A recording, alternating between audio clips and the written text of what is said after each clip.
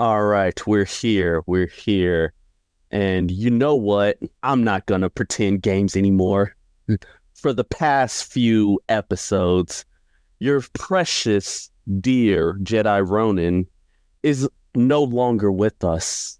He has been taken over by a superior mind, a superior Jedi, if you will. The die is cast, you adults. Yes, and he's joined by a superior Shinigami. So I'm Demetrius, And I'm Demetrius, and Meet to Meet presents. the Blurred City podcast. All right, so we are kicking off kind of in preparation for Deadpool and Wolverine, our anti-hero stint. So coming up, we have one of the Meech's favorite characters of all times. We have the superior Spider-Man, also known as Dr. Octavius. This is a character study, something that we really enjoyed. The previous character studies, we did the philosophy of pain. So we did Pain from Naruto. We did Scar from Full Metal Alchemist Brotherhood. We also did Eren Yeager, our GOAT. So with that, we are covering Superior Spider-Man. Next week, we are going to do really into our Deadpool and Wolverine, just like lead up into that movie. So next week is going to be X-Men Origins, Deconstruction, Reconstruction, where Meech is almost throwing up at the mention of it, where we are going to do our best to try to fix that movie, which is probably going to be what Deadpool and Wolverine is. Leading from there, we're going to take a 1 week break. After, we're going to do a character study of Wolverine, then Deadpool. Then we're going to do the week after our Deadpool and Wolverine movie review. So with that, also, we are doing bi-weekly reviews of The Acolyte. So it should have dropped Monday as of when you're hearing this. We're recording this before the recording of that episode, which should be episodes 3 and 4. And then next week or the week after, you should hear The Boys, which is absolutely cooking, season 4, episode 4 and episode 5 reviews. So, Meech, anything you got, or you want to hit us with that legal spiegel? Just the purpose of this podcast is to explore digital and print media, all sources of reference are owned by their respective companies, and our thoughts and opinions are strictly our own and reflect no biases or corporate agendas. Your discretion is advised. All right, so we are doing, as I mentioned, the character study of the Superior Spider-Man. For those not familiar with it, we're going to go with character studies. We go into depth about their main arc of a character, their motivations, philosophy, backgrounds, and just like bigger plot points in the character. So for this, we are focusing on Dr. Otto Octavius, who in his comic run is the Superior Spider-Man. We'll go more into depth with it as we hit it. But Meech, since this is kind of your thing, I'll let you introduce it even further. All right. Otto Gunther Octavius. You all know him primarily by his name, Dr. Octopus. Super villain, super genius, fat as all get out, and has 4 mechanical limbs attached to his body. Taking a cue out of J. Jonah Jameson's book, it was almost fate that a man whose name Otto Octavius get eight limbs. It's kind of crazy, but yes, we're getting into again my favorite character of Superior Spider-Man. This is the character that actually got me back into comic books. This whole comic run. Story behind that is that again I had been out of comics for like years at this point, and then in high school randomly I just see like on Reddit of all places that Peter Parker's dead. I'm just like, hey yo. Spoiler alert, Peter Parker's dead in this. But it's like, what in the world is the Superior Spider-Man? And by that point, it's like 3 issues had came out. So I'm like, I guess I gotta see what's going on. And we cooked. So where do we begin? Then with the beginning of the end of Peter Parker, right?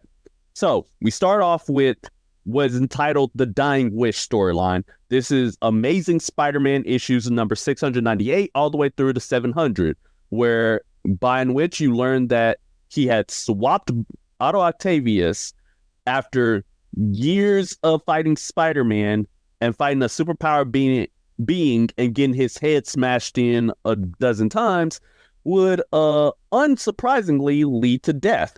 So his body was finally given out on him. He was slowly dying, and per his dying wish, he calls for Peter Parker to come in to see him like on his deathbed, where it's then revealed that the person that is dying right now is not Otto Octavius, it's Peter Parker in Otto Octavius's body. and Otto Octavius is currently in Spider-Man's body. So, and with that, like essentially have some hoopla with Peter in Otto's body, try and like gather the Sinister Six to try and stop Spider-Man to get a chance to swap bodies back. And just skipping just large points ahead is that Otto Octavius, he knew that was going to happen. So when it came time for the switch to happen, the point in the regular Spider-Man issue where, oh yeah, they swap bodies, now they're going to swap back. No, that did not happen. He had like a metal plate in the back of his mask, so that way he couldn't get his body swapped. And he gave Peter one last punch, and that caused them to have a death, like seeing your last moments before you die. But because of the fact that they are still technically linked together, because of the fact they swap bodies and they're still linked by the Octobot that swapped their bodies in the first place, Otto starts reliving all of Peter's memories. And when I mean relive, I mean he relives everything from parents dying, from Uncle Ben dying, Gwen Stacy dying, him marrying Mary Jane, and then oh wait, I forgot this is post One More Day. Sorry, technically they didn't get married. Still trash to this day. Go look at our episode on how we fix One More Day. And by fix it, we mean annihilate it from existence. So in any case, right, he experiences all of that, and that causes him to like experience a whole change in heart. It's like, hey, I didn't realize that this is what it meant to be Spider-Man, and this is what you've been through your entire life. How could you do this? And then Peter goes like, well, I don't know how, but it's technically your time now. Like, you have to take care of them. You have to take care of all my loved ones and take care of all my friends. You are Spider-Man. And he goes, and as Peter dies, he declares like, no, I will be a better Spider-Man than you ever will. I'll be the superior Spider-Man. Yeah, and I think it's really crazy because we're going to get more into it later, so I don't really want to spoil kind of just like that correlation of the memories and stuff, but really how I remember a quote where it says a villain is different from a hero. The only difference is basically how they respond to trauma. And as we see like how Peter, like Otto Octavius seeing Peter's trauma throughout his life, and that forged him into becoming Spider-Man. And then on the opposite side, we eventually learn of kind of Doc Ock's past and how that forged him to becoming the arrogant villain that he is most of the time before, kind of having his superior, even though he's still completely arrogant in this storyline, which we can jump into. But I remember texting you because when I started reading the Superior Spider-Man issues, it was already Otto Octavius in Peter's body. So I was just like, wait a minute, how did this even happen? So I'm glad that's kind of just like, even with the listeners, that you gave that information to them and on his mission to become the superior Spider-Man. So then we get into my own worst enemy. Yep.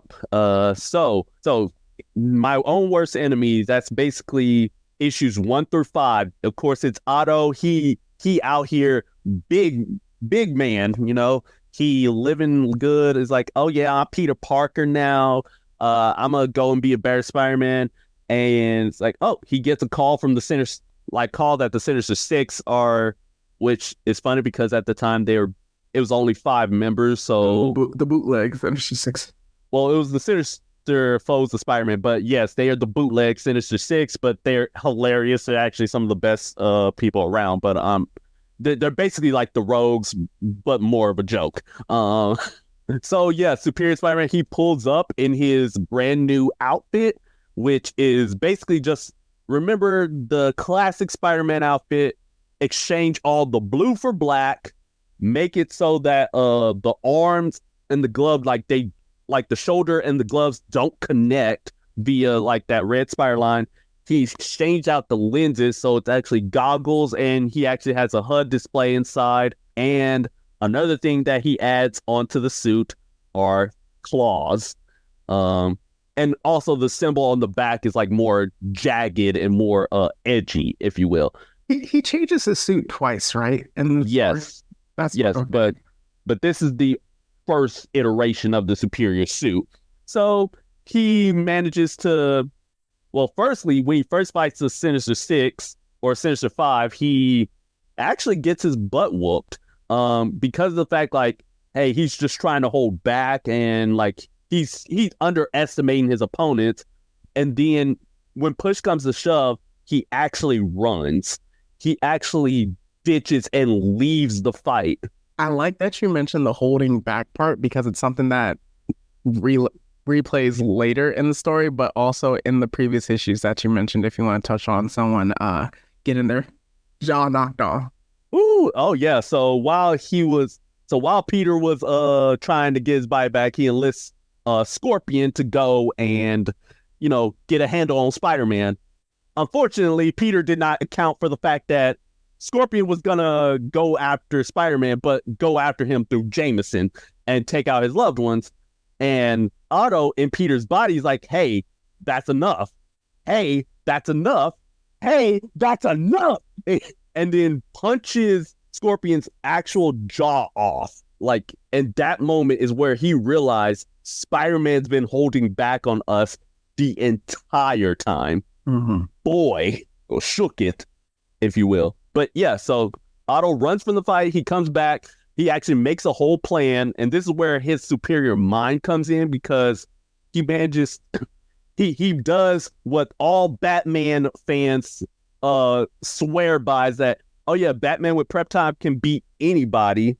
well, superior Spider-Man with prep time causes absolute havoc. All right. So he savagely beats the entirety of the Sinister Five. And when I say savagely, I mean he takes Boomerang and nearly beats him to death. Mm-hmm. But fortunately, something stops him, and to him, it was just like a subconscious thing. It's like, hey, he subconsciously stopped. But to us, the viewer, it turns out to actually be a ghostly version of Peter Parker, who's still within. It's not actually like Peter Parker's like ghost, but it's more like a representation of his memories actually like come into the form of a Force ghost, being like, hey, you need to chill out and I'm going to get my body back. Yes. And then moving on, because it's probably going to take a while, he actually tries to make some moves on MJ, which is actually kind of terrifying because of the fact that like MJ knows he's Spider-Man, but she doesn't know that it's Otto. Mm-hmm. And he keeps trying way too hard to get with her, which thirsty. The thirst was way too strong. To all of the simps and to all of the thirsty people out there, read Superior Spider-Man issue 2, and you will get a detailed explanation on what not to do. All right.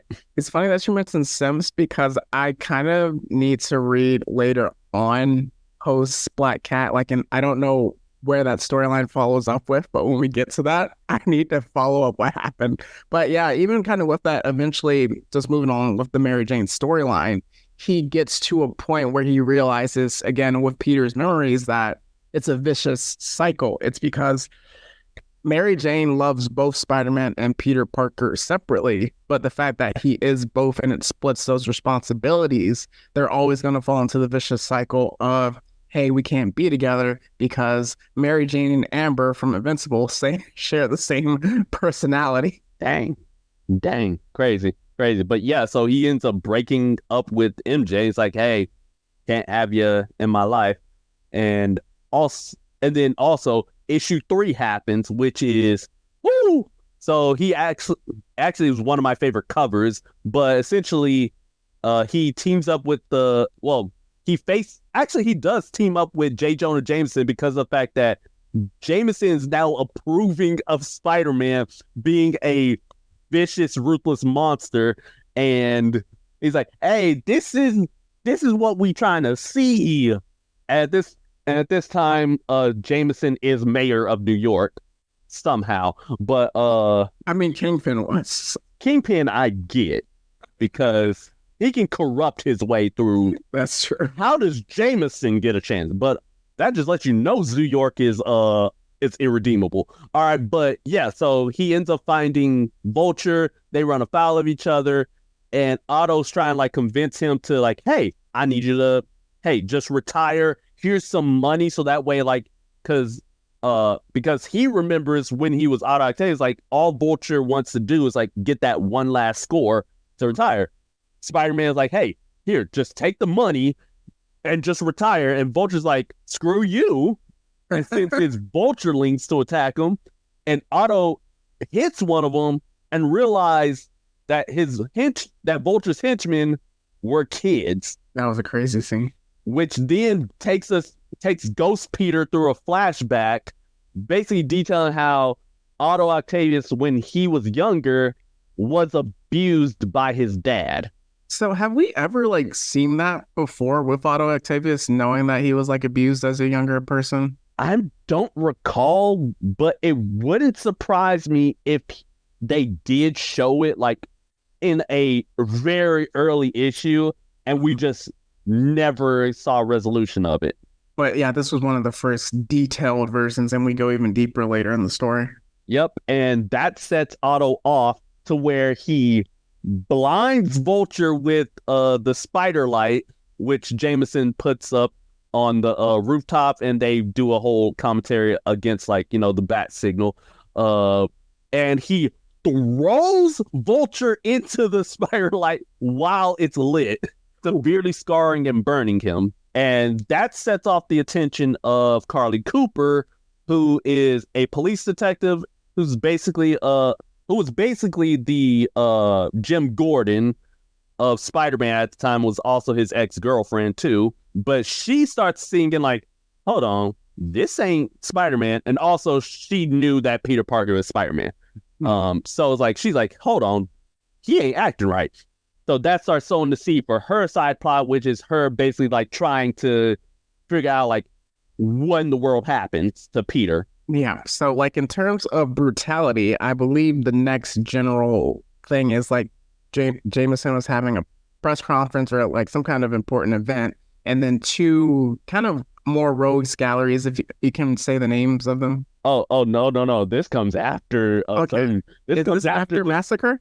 Yes. Okay, so in the next part, we have Massacre, who in a previous issue, he's essentially doesn't have emotions the way that other people, so he can't feel empathy. So he'll essentially just like murder and not feel anything. So he was being held prisoner. Was he on the raft? Is where he was at, or somewhere else? So he was on the raft. He managed to break free, kills one of Peter's close friends on the raft. Again, he doesn't have any empathy and manages to escape. So one of the promises that he made to I believe it was Jameson, right?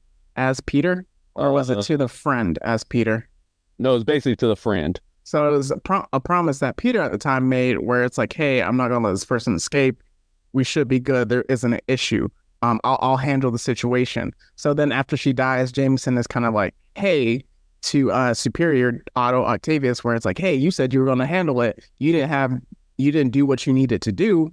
This is the cost of it. Your friend dies. And then Otto is like, okay, I'm going to do what I have to do. So just kind of like later on progressing with that, the Massacre is kind of it's a mole essentially, and having a lot of people hostage. And the first time one of the first times we see Spider-Man with the blicky. Yep. It's kind of crazy because Otto, he savagely beats a Massacre while also freeing the hostages.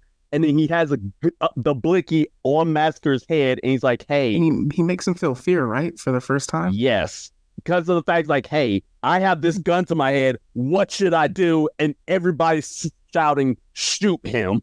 Mm-hmm. And that's when Massacre, he starts crying, like he's feeling fear. And Ghost Peter's like, hey, this is why we don't kill people, because everyone has a capacity to change. And Otto goes like, and Otto, as if he heard Peter, was like, nah, this changes nothing. You feeling emotion doesn't mean jack. You you massacred multiple people. You are never going to change. And there's one solution.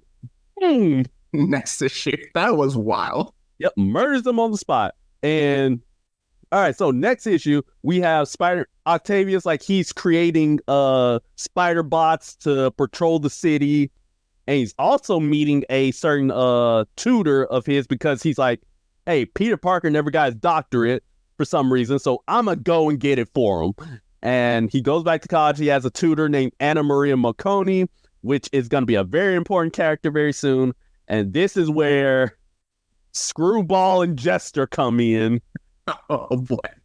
and they pranked the mess out of both Jameson and him, all while cameras are watching. And at this point, the Avengers are watching him, or like watching him on TV, because they're like, okay, Spider-Man just murdered somebody. Yeah. That is not him at all. And it's Wolverine who said, like, hey, let's give him the benefit of the doubt. Like, maybe he had a bad day. Maybe he was off something. And then what he does to Screwball and Jester is like, it was to the point where Wolverine was like, okay, I was wrong. Something's clearly wrong with him. Let's bring him in. Because when I say he savagely beat the mess out of them, he broke all of their bones and screaming at him like, oh, you think I'm a joke? Yeah. Like, he's clawing at him, blood's everywhere. Ghost Peter's like, what the heck are you doing? The way that was like created, like the artist drew that scene was incredible. Oh yeah, because on his hands it looked like you don't know if it was paint or blood. Yes, except you knew it was blood. Yes. Okay. Yeah. Go ahead. I would say, but yeah, so basically that's kind of the first impetus of what happens, and then it cuts to the next issue. So I might have it a little bit off, but I know just like I know if the Green Goblin and who declares himself as the Goblin King, it's really small at point. First we see like the introduction of the Hobgoblin in a sense, but Green Goblin, he sees all the spider bots, which are essentially patrolling all of New York that Otto created. And all we know is that he's like, oh, you think you're so smart. I have something. So we don't know what he's doing with it at first. And then the next one, you can kind of like fill in the in-between, but I know the key thing is like him and he realizes that Peter is still existing in his memory and is like, I know I got to go confront this. Yep. So essentially what happens is that the Avengers Avengers confront him, and then like Captain America has his hand on his shoulder. He's like, hey, we said we're going to need to run some tests on you to make sure you're you.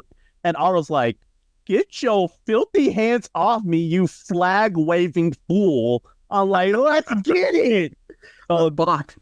Yep, hands were thrown, but unfortunately, Spider-Man got the shield to the face, knocked out, and he wakes up, and they run tests on him, but they find out that like they couldn't find anything, except that Otto notices that there's like a slight deviation in his brain patterns that lets him know like, okay, what's that right there? And then there's like another issue where essentially he faces another villain named Cardiac, and he helps a girl basically recover from an illness that essentially he caused as Dr. Octopus. Mm-hmm. Very cathartic moment, but during that surgery that he needed to do, you saw Ghost Peter stopping him like at multiple points, causing his hand to waver and all that good jazz. But yeah, that's when he realizes like, okay, I think I know what it is.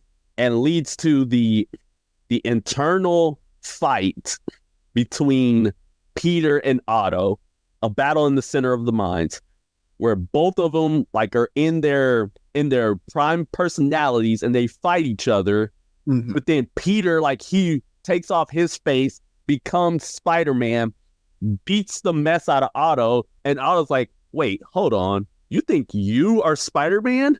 Rips his face off, becomes the superior Spider-Man, and gets the boxing. And this is perhaps the most like downturner of an episode, right? Because at this point, like, Otto's like, hey, you think you're better, but you're not. You actually like a liability in so many fronts. Like, prime example, you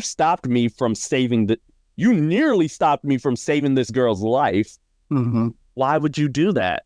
Would Spider-Man actually... And then Peter was like, it's because of the fact that if you did it, you would have found out about me. And it's like, oh, so you protecting yourself and being a selfish prick more than saving this girl's life. That's crazy. All right. Erase your protocol. Yeah, and what was so cool about that scene too is that like Peter, he had all the good memories of his allies like coming to essentially fight for him, and then Otto then brought up all those bad memories and trauma, and was like those fought against him. And like even what you mentioned there, it broke down Peter because he's like, I'm supposed to be a hero, and look at Otto being in my body. And then also throughout the course of these like first, 10 issues or so, he's such a better Spider-Man. He's like, oh, I got the Autobot, the spider bots. I'm being more efficient. I'm getting my doctorate.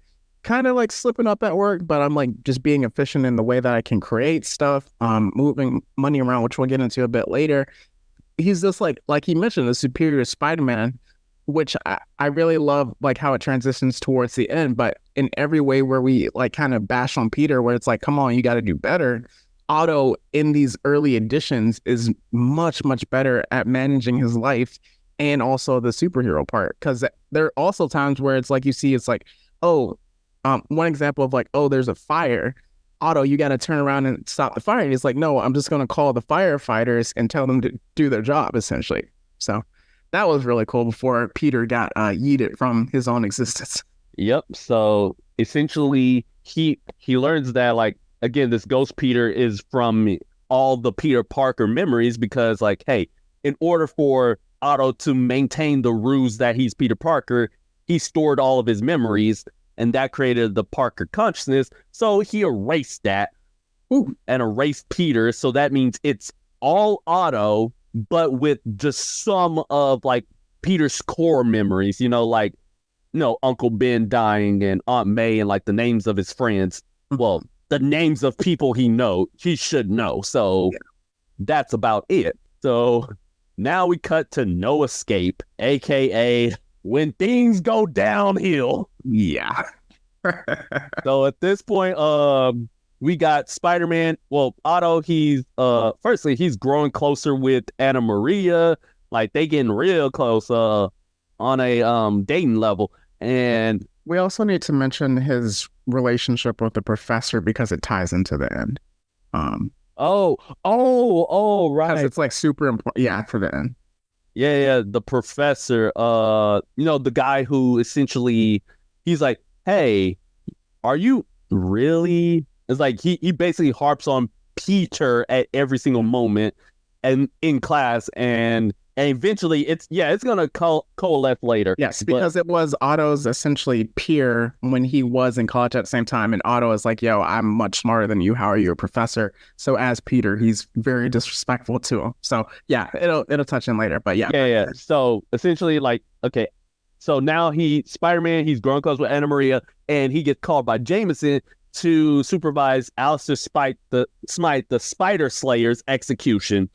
And in case nobody knows why in the world Jameson's there, it's because of the fact that Spider Slayer is the killer of Jonah's wife. And Spider-Man was there for it, and he couldn't stop it. So, like, that was the reason why Jonah hated Spider-Man, like, in the 2000s. But yeah, he's there for the execution, and he's like, all right, we're going to make sure things get done. And Jameson's like, hey, if things go awry, I need you to make sure you kill him, all right? And of course, things go awry, and Alistair Smythe, he escapes, but he also empowers 3 particular supervillains. Mm-hmm. Specifically, Vulture, Scorpion, and Boomerang, the 3 people that he brutalized in the earlier issues, because they all got some against Spider-Man right now. Yep. And all at the same time, you have Dr. Kirk Connors, who currently at the time is stuck as the Lizard, but still has like his mental capacities. Spider-Man, he gets him. Well, no. Lizard breaks out, but like he helps Peter. Well, he helps Otto. Sorry, I keep saying Peter like it matters, but Otto, and they help defeat the main 3, and then Superior comes in and just starts beating the mess out of Smythe to where he stabs him in the heart. Mm-hmm. But Smythe was like, okay, let me try this trick. As my dying wish, I will swap bodies with Spider-Man. And then he's just like, and then of course, again, Superior Spider-Man still has that metal plate in the back of his mask for this exact situation. He's like, listen, you failure, I'm gonna let you in on a little secret before you die. You ain't even killed the real Spider-Man. I'm Otto Octavius. I am Spider-Man now. So a little parting gift before I send you to your grave and he dies. All this, and then when Jameson, like he goes to Spider-Man, he's like, hey, is the deed done? It's like, oh yeah, it's done all right. So what am I gonna get out of this? He's like, what you mean? Yeah, so this island, the raft, I'm commandeering this whole entire island for myself.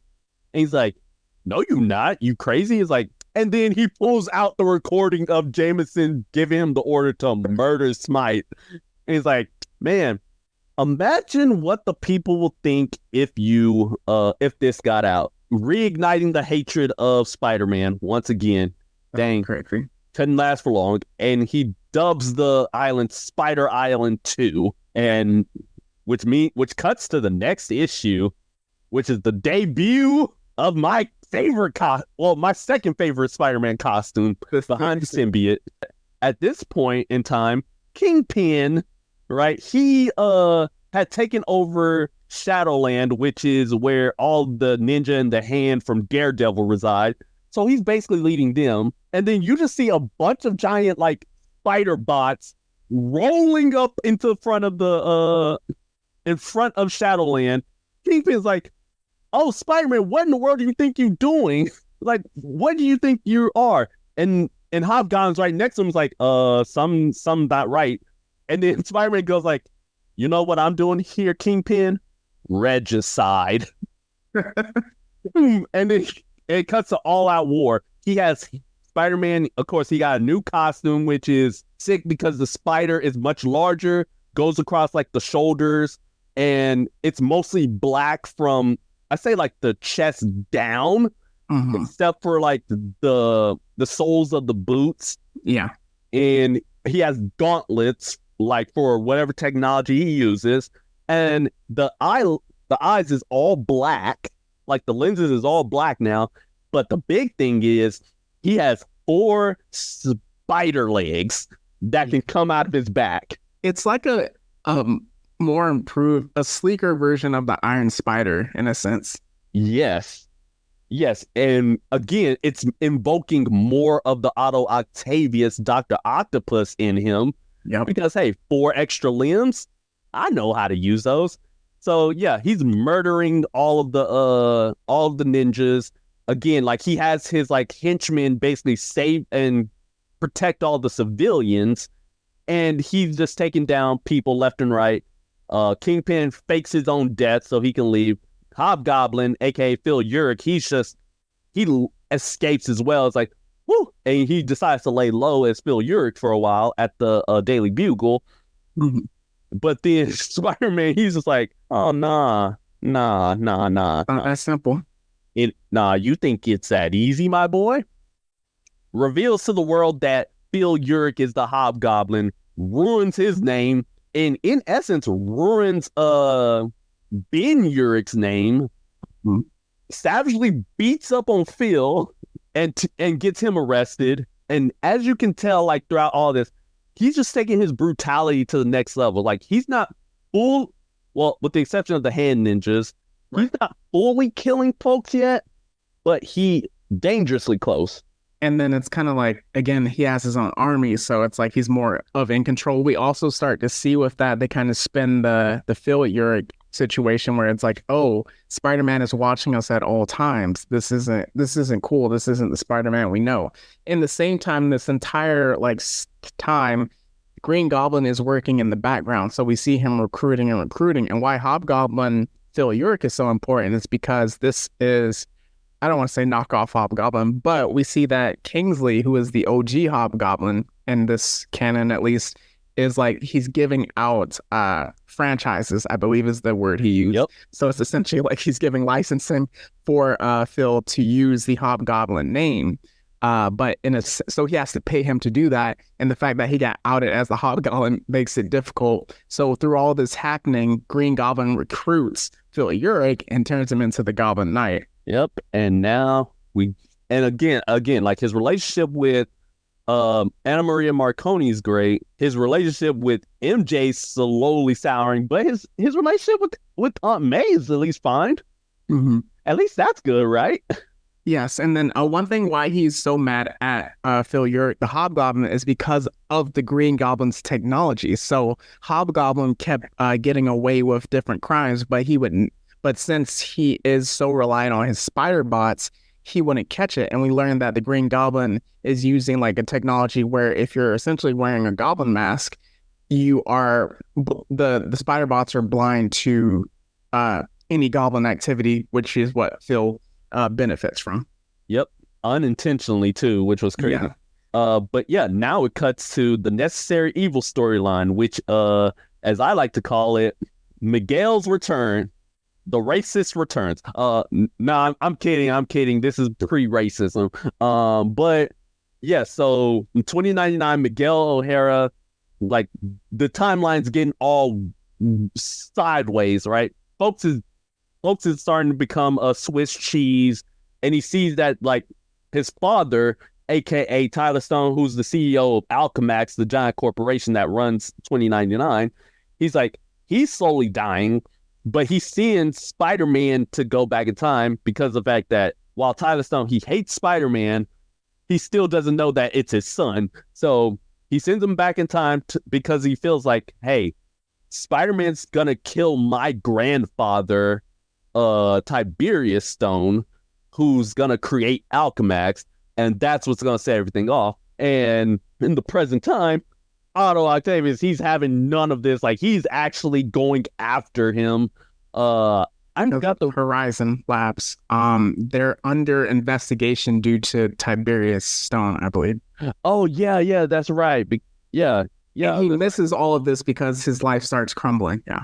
Yep, because of the fact that he keeps forgetting. Well, he doesn't remember too much because he erased the Peter Parker memories. Yep. And so yeah, he's attacking Tiberius. 2099 stops him. They get into a fight because of the fact that Miguel's like, yo, tech is very outdated. But also at the same time, you gotta remember that 2099 and Peter Parker have met before in like the 90s. But the fact of the matter is that Otto wouldn't remember that, and he would have remembered that if he hadn't deleted the Peter Parker memories. So that's why they're coming to blows. But eventually, there's a time gate that essentially allows them to see into the future and see what events will transpire. That goes haywire. 2099, like, he tries his best to like remember as much as he can from the deleted memories, because like, hey, maybe like there's something I kept from Peter Parker that would allow me to stop this explosion. Unfortunately, that does not happen. The explosion does happen, which and then like it cuts to, I think, days later, and Otto Octavius just emerges out of nowhere. He's like, you haven't seen the last of me. I'm Otto. I'm like, wait, what am I doing here? But all that say, like, Horizon Labs is destroyed. And because of that, like, Max Modell, who's the leader of it, he decides to like throw up his arms and quit. And that, and then from there, it cuts to what happens to your girl. Yes. All right, so Spider-Man, he's going out on a date.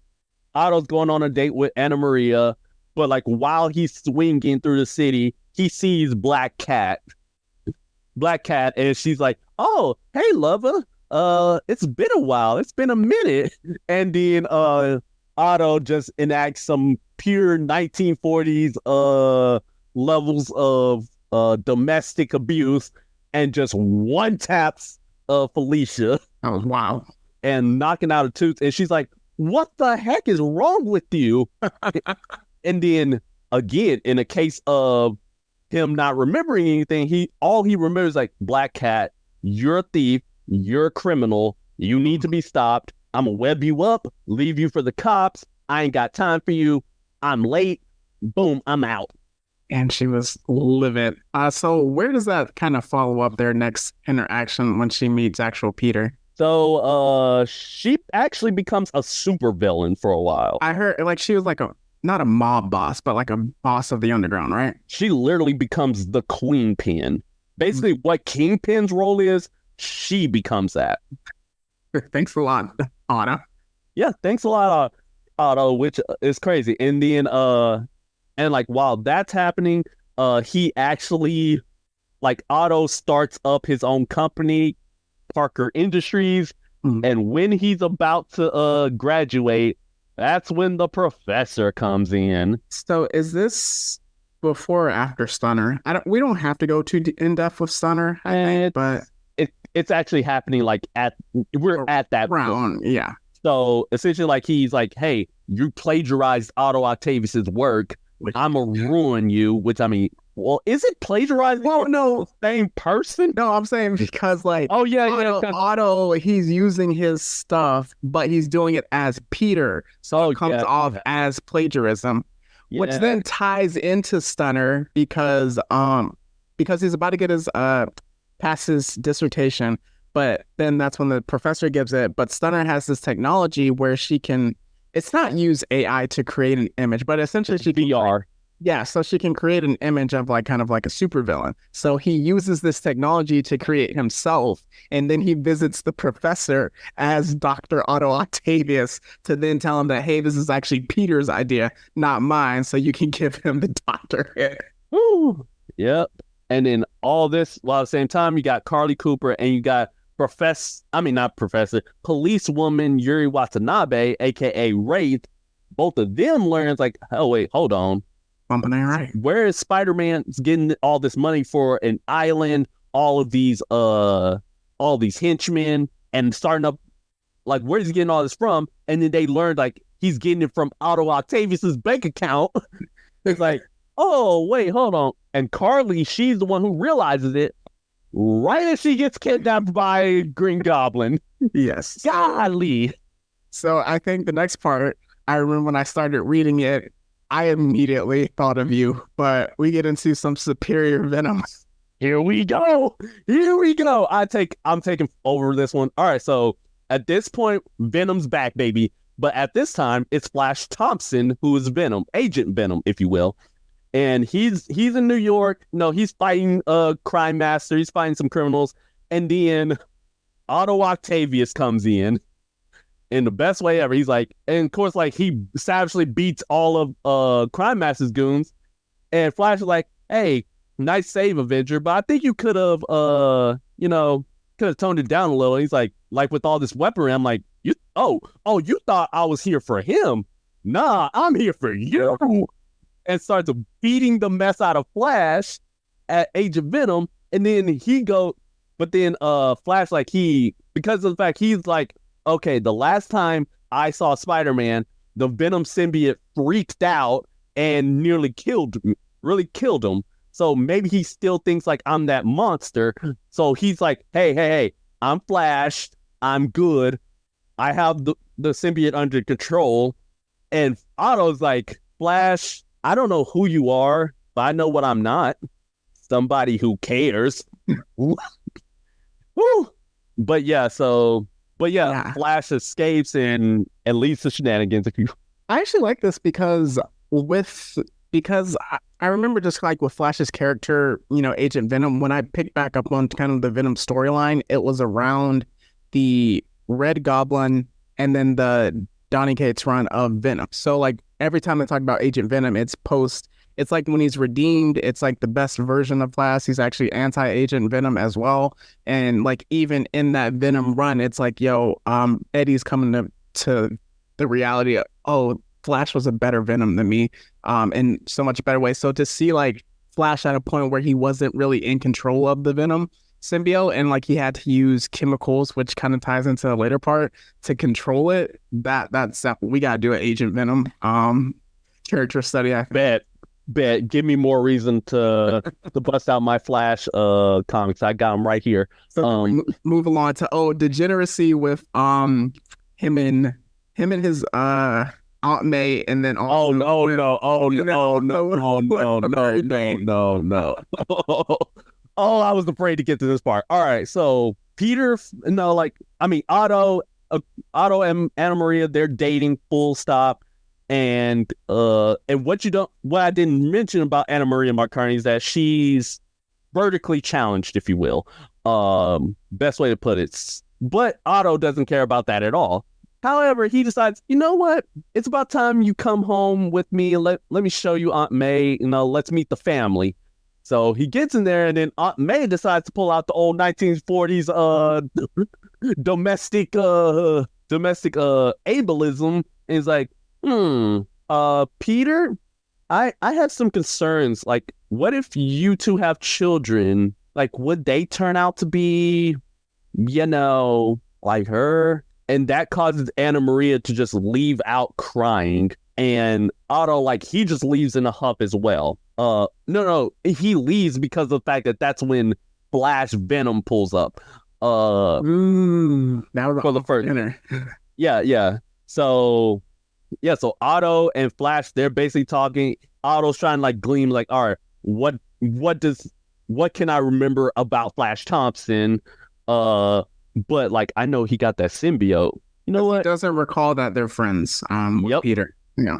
Exactly. Another reason why you shouldn't delete the memories. But yeah, he goes and under the guise of Peter's like, hey, Flash, why don't you come to Parker Industries and I will I'll do something special for you. So he goes to Parker Industries and he gives him a new set of prosthetic legs. Because this is after him helping Aunt May get her leg fixed, essentially. Yeah. So he's like, hey, I gave you your legs back. But at that point, he had already swapped into the Spider-Man mode.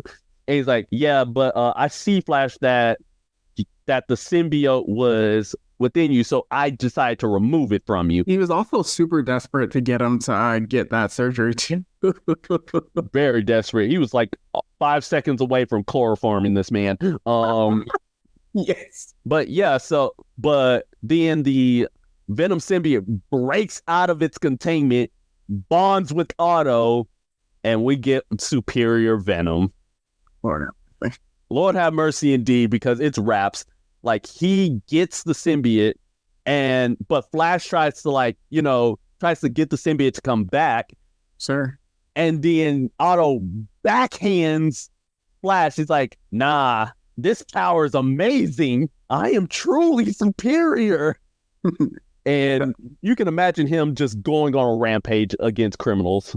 So yeah, with this, again, he's confronted by Mary Jane, who's been trying to get in contact with him because her club got hit up by the Vulture's people and then also like Goblin-esque people.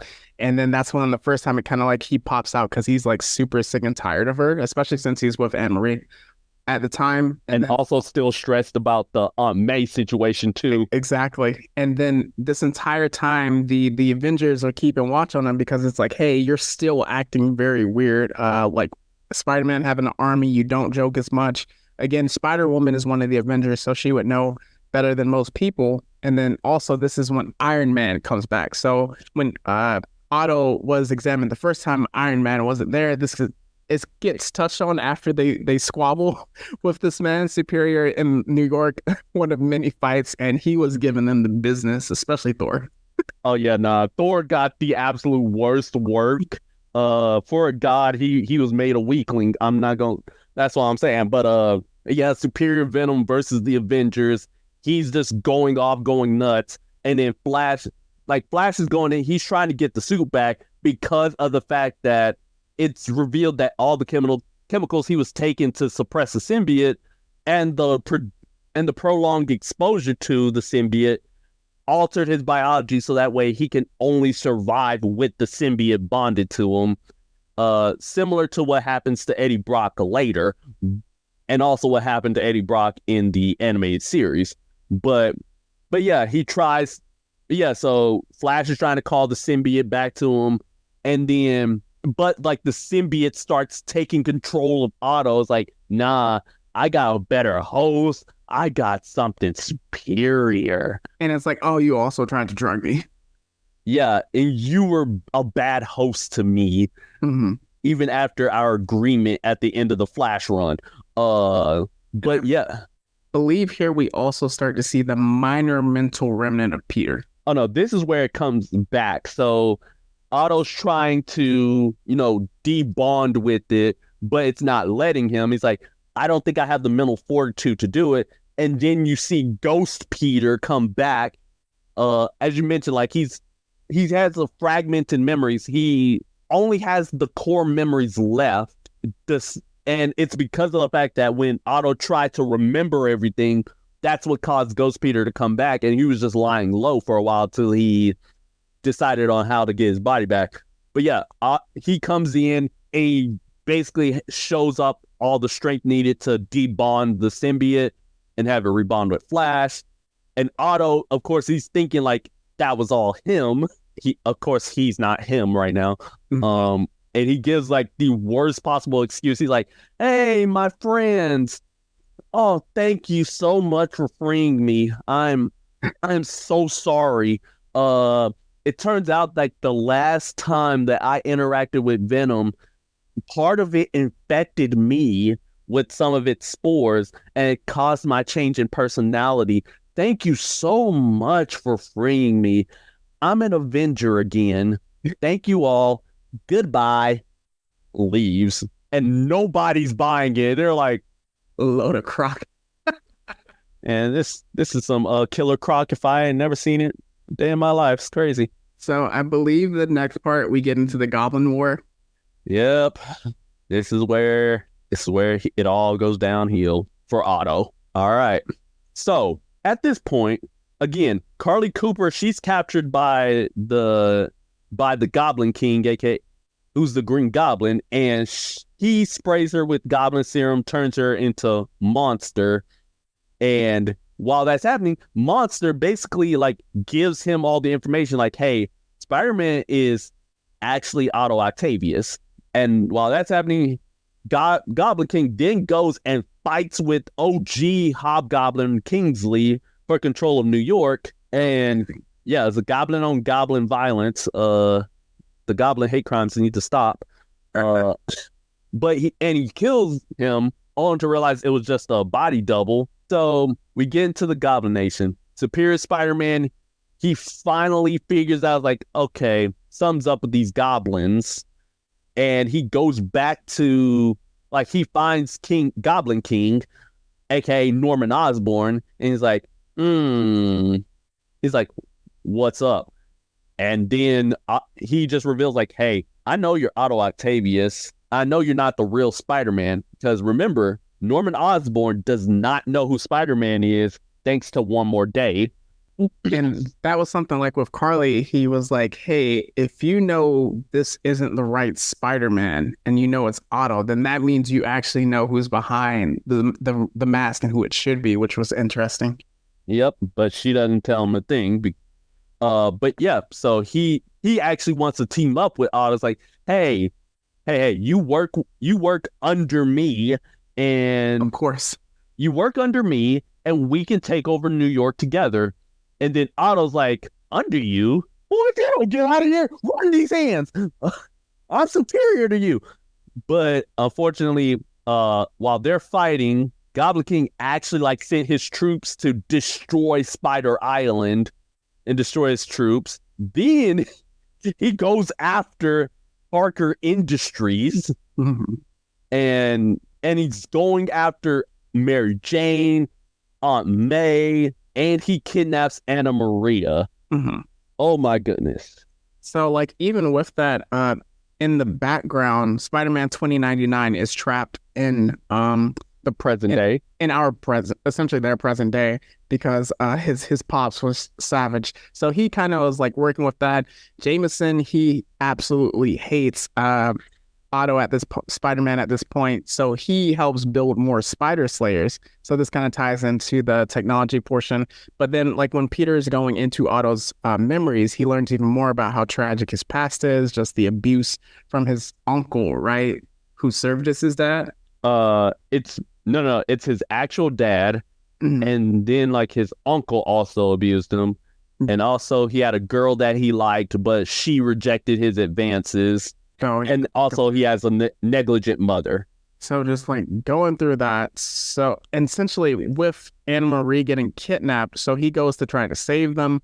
Otto knows his tech because he has the spider bite, and he knows that Superior is going to go for the 8 legs, the 4 legs on his back essentially. So Professor LeMaze, he sees this, and he's essentially Otto's technology is turning on him and his legs are attacking him. So LeMaze takes that sacrifice and gets like stabbed by the legs, which is crazy because it kind of, we see a metamorphosis in Otto where he's like, why did you do that? And LeMaze was inspired by Spider-Man protecting them earlier in the issues from like, I believe it was a bus flying at them or something like that. Yeah, something like that. So that inspired him to kind of be a hero, and he dies, and that completely changes Otto's mindset at the time. Yeah.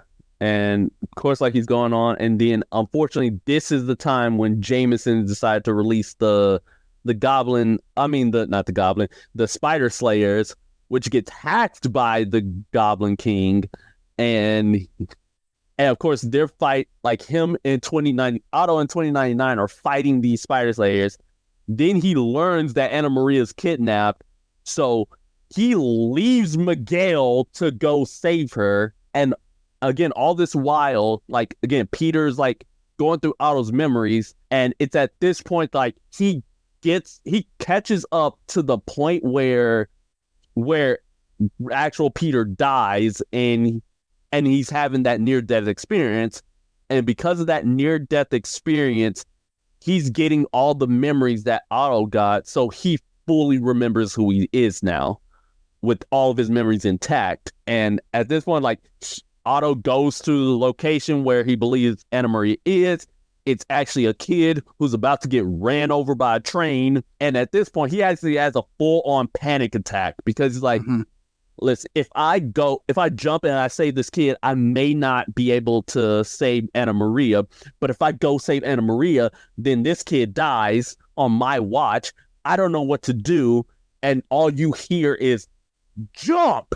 So he jumps, saves the kid. And it came from Ghost Peter. And Ghost Peter's asserting like, hey, listen, I'm back. I'm ready to go. And if you think you're going to do anything shady, like, I'm up for a game. I'm up for a rematch. And Otto's like fully capable of hearing him now. And he's like, there's no need for all of that. I realized through all of this, I can't beat Norman. And this part actually brings me to tears. I'm not even going to lie to you. When I first read it, because it's so beautiful. Because Otto, he's swinging back to Parker Industries to go to the machine that he used to delete the Peter Parker memories the first time. All this while he's going through basically like, hey, I can't win. Mm-hmm. And I know there's only one person capable of defeating Norman Osborn, capable of defeating Green Goblin. And it's you. You are the only person capable of acting just on a moment's notice. I hesitate too much. You, Peter Parker, you're truly the superior Spider-Man. Oh, crazy. And all this, and then while he's doing this, he's deleting his own memories. Like, he's deleting himself. He's like, and Peter's like, why are you doing this? And it shows like all the memories Otto made with Anna Maria is like, it's because this is the woman I love. And I know, like, I can't have any part of me to stop you from saving her. And he died. And he erases himself. So Peter is fully back. Again, tears is in his eyes. Mm-hmm. He takes off the superior costume, puts on his regular outfit. And he says, now it's my turn. And that's the penultimate issue. I'm like, oh, that was dope. Oh, man. So now we got to the last issue. So first thing he does, he rushes to save Miguel. And he's like, and he's basically explaining to Miguel as Miguel's basically choking him, like, how dare you leave me like this for a costume change, you sanctimonious. Like, listen. Otto Octavius, he was in my mind, he was in my body. That wasn't me, but I'm back now. And I'm sorry, Miguel. That was on me for dying. My fault. And Miguel's just like, you know what?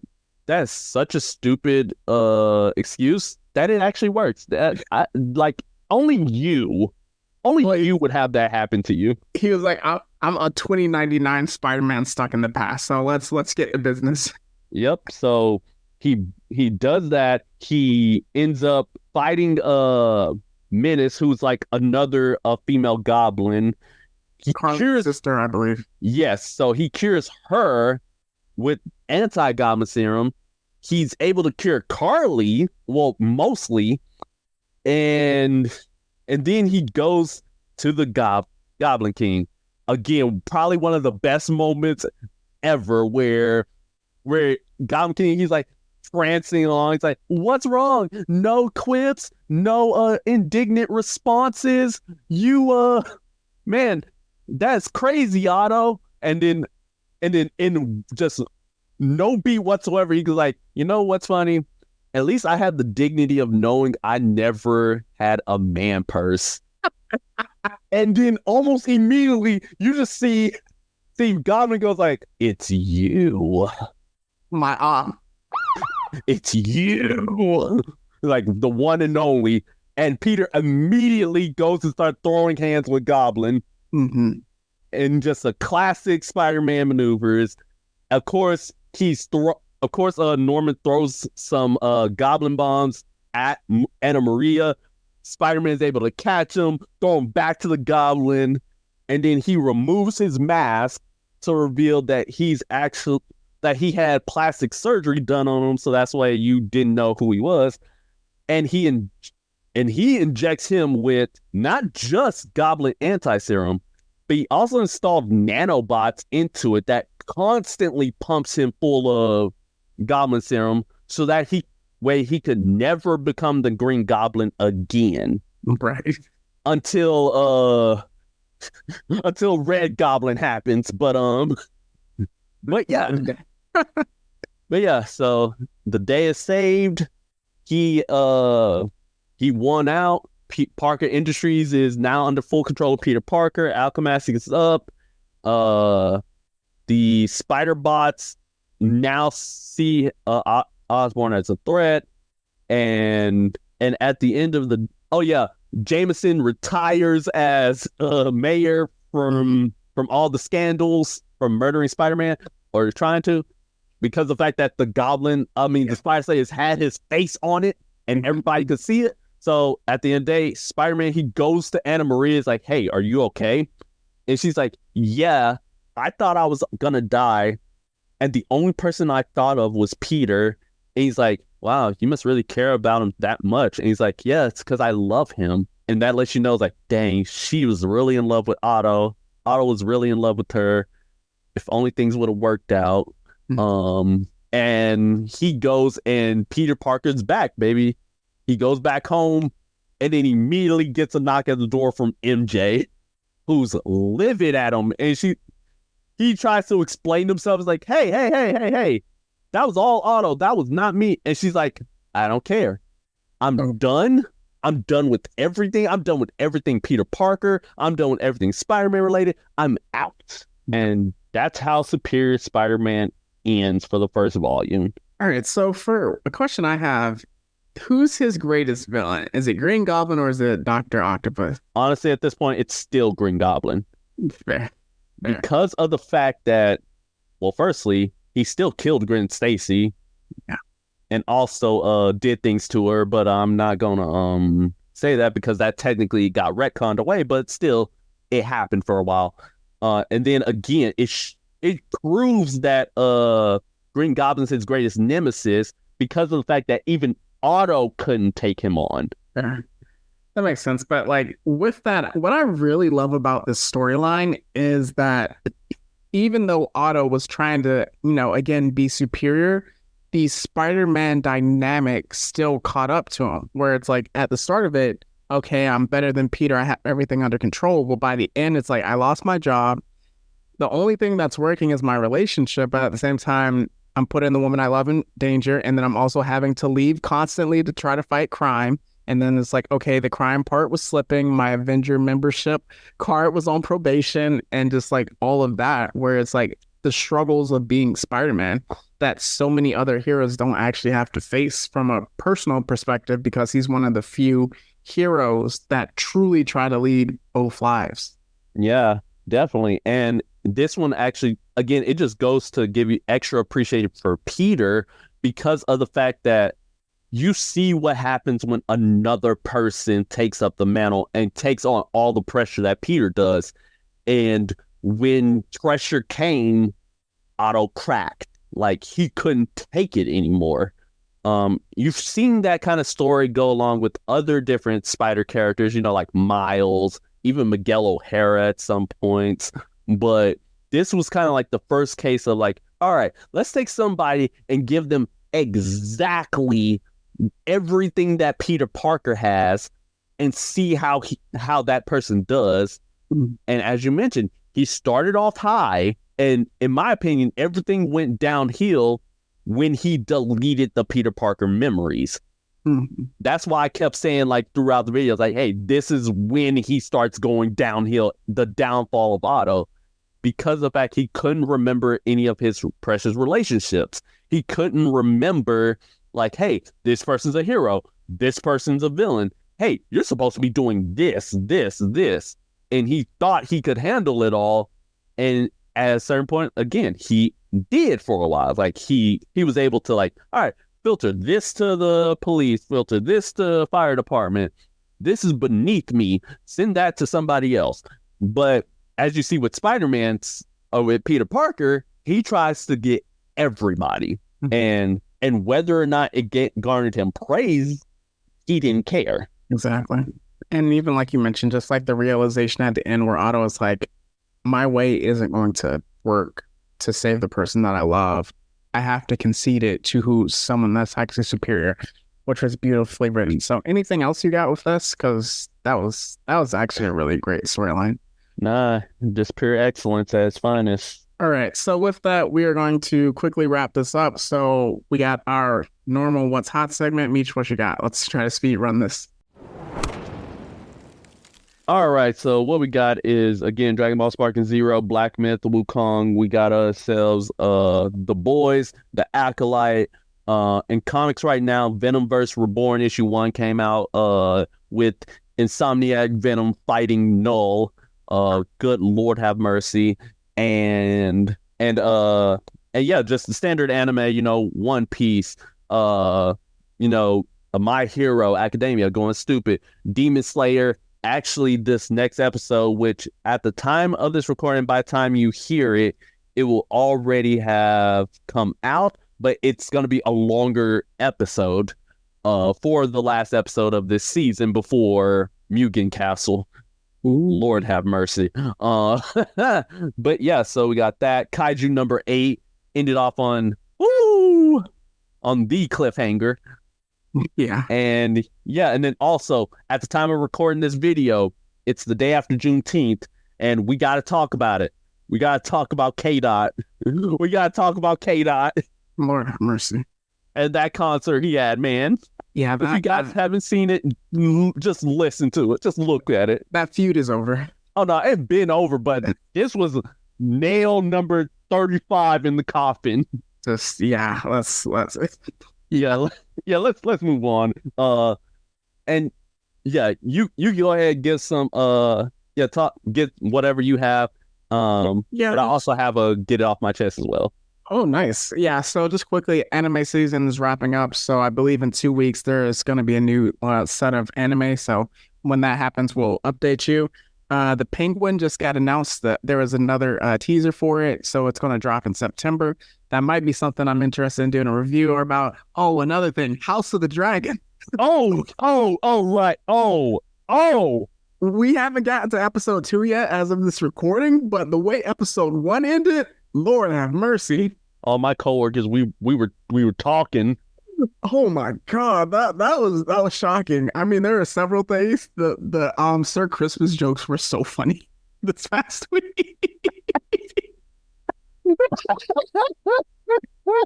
But the ending of the episode, I'm pretty sure season 2 is about to get not season 2. Episode 2 is going to be just as wild. And then another thing, just my final is with wrestling, Uncle Howdy and the Wyatt Six drop and debuted. That was crazy. Bodies were dropped. So if you're into wrestling, definitely interested in Uncle Howdy. So you have also a quick get it off your chest. Yep. So again, this is something that happened to me while I was at Target yesterday. Target, I'm coming after you right now. because what y'all did for Juneteenth is actually kind of absurd. So I was in the movie aisle, right? Tell me why there was just a whole row of just nothing but specific black movies. Oh Lord. We had The Color Purple, the new one. You had the Bob Marley movie. You had The Book of Clarence. You had The Blackening. But guess which movie was in the middle of it? The one that technically you'd see kind of first because it was front and center. Is it like borderline offensive? 100%. Dang it. I want to say Boys in the Hood, but it has to be more egregious than that. What is it? The American Society for Magical Negroes. Oh Lord. Just all of that in a straight line. Ooh, they're trying to get them dollars up. Oh, I saw something. Speaking of that, it's like how they handle Pride Month, and they basically put a cart for stuff like that. Yeah, just trying to keep getting them dollars, right? Target, I'm disappointed in y'all. I'm disappointed. It's crazy. You gonna put the magical Negroes front and center? All right. for Juneteenth, and they had like a Juneteenth banner right under it too. Insane. Like, hey, let's celebrate Juneteenth with magical Negroes. Nah. What you have on yours before I get mad again? My only one is about something we talked about before was the YouTube ads. I am at a eternal war with these ads because sometimes with a certain thing I can get the ads not to pop up, but then it'll be like, oh, we see that you have this thing. You need to turn it off so we can get our ads. And then sometimes it will work, sometimes it won't work. But the ad is something new, Meech, a new sneak attack. So there's like something that blue pops up and it talks about closed captionings or whatever, but it occurs during the ads. And when you try to hit the skip button, it sneakily hovers over the skip button so you can't skip. No. Through my laptop. No, they did not. It's like off and on. It's very sneaky though. Oh nah. See, YouTube again, y'all are you starting to lose it. So yeah, so with recommendations, obviously Superior Spider-Man this edition, others that you want to recommend? Primarily just events that feature Superior Spider-Man. There's technically Age of Ultron in a very technical manner. There's also Infinity, and then again a couple of other titles. You have Spider-Verse, Spider-Geddon, you have the Dead No More Clone Conspiracy, you have Avenging Spider-Man, Superior Spider-Man Team Up, and Volume 2 and Volume 3 of Superior Spider-Man. Boom.